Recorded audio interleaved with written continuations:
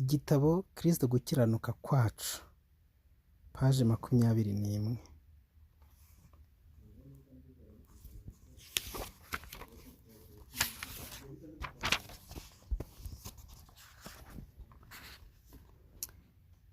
Gukiranuka kubwo kwizera si amagambo.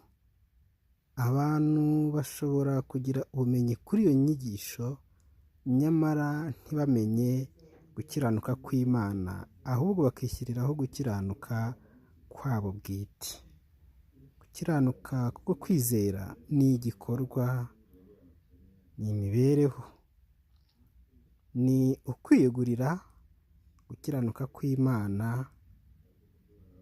ni uguhindura ibyimbo byacu imbere y'Imana n'amategeko yayo.